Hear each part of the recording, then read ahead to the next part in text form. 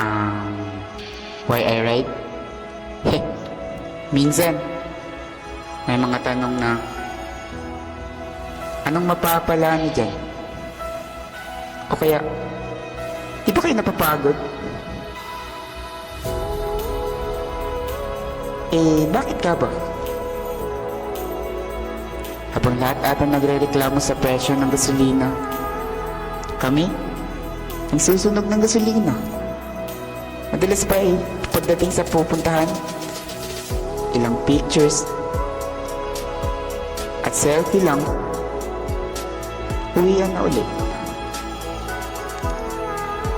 Swerte pa kung overnight ang lakad. Kihilig magpunta sa dagat, hindi naman magsiswimming. O kaya sa mga bundok, hindi naman magti-trekking. Totoo din naman, nakakapagod.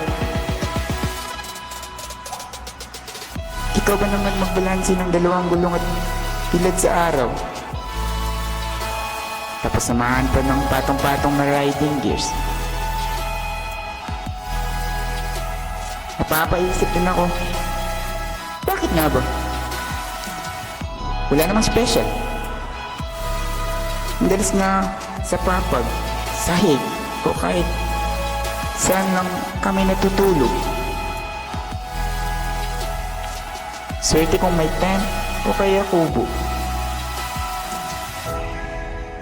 Pagkain, madalas nga wala kaming dala. Kung ano lang madaanan, laban na. Ni walang plato, o kutsara at tinidor. Simple pero masaya. Yung pagod ng katawan, nahihigitan ng mapayapang kaisipan. Akala ng iba, nakakapagod pero ang totoo,